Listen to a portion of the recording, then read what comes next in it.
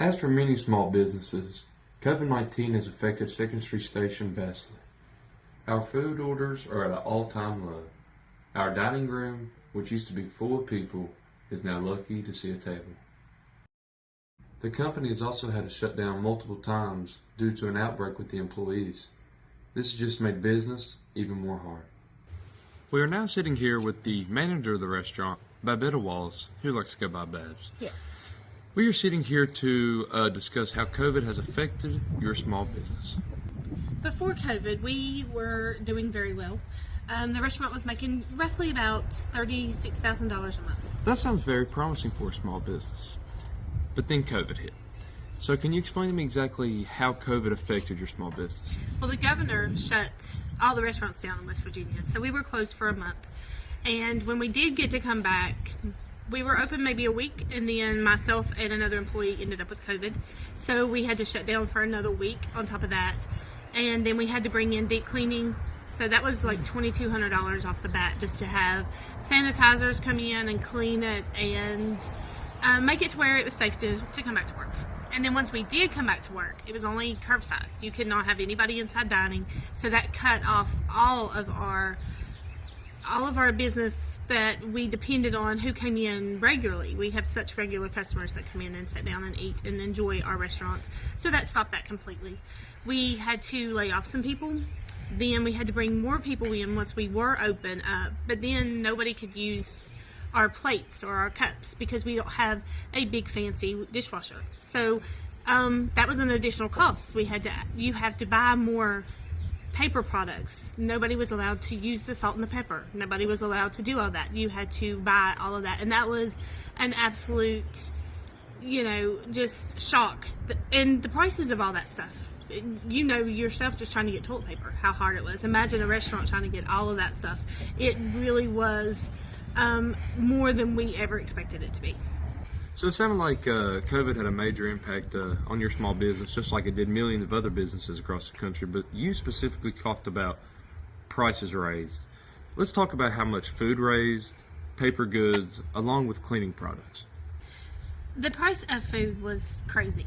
Just finding hamburger. We had to raise our prices of just a hamburger, not anything else, but because you couldn't get the burger, we get ours from our local IGA, which we try to buy local to keep everybody in business.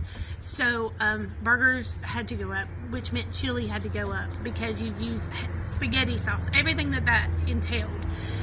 When we could find the products, the paper goods, our truck that we would get in that would have our supplies in it and our frozen food and all that stuff would go from $1,400 to $3,200.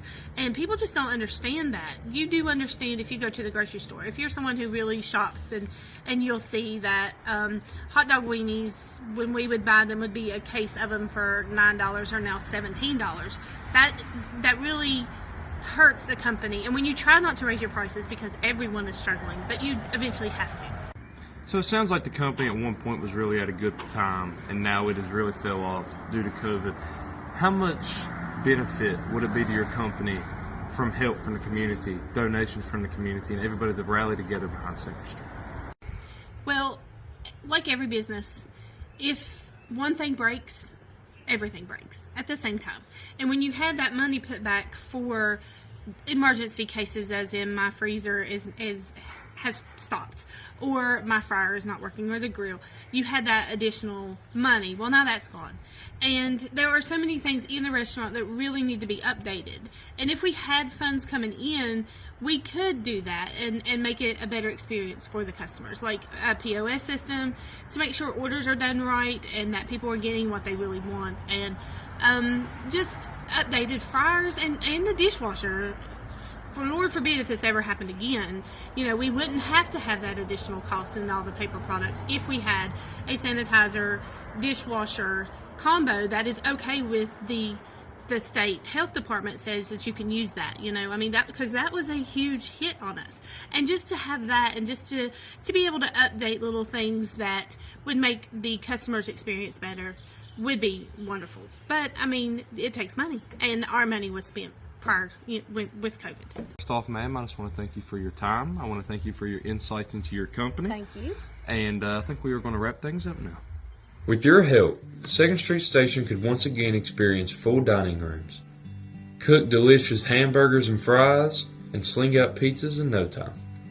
When business is booming, employees stay busy and customers stay happy. With your generous donation and help, we can return this once booming small business into a successful company that serves the people. We could then finally provide essential supplies needed for a successful restaurant.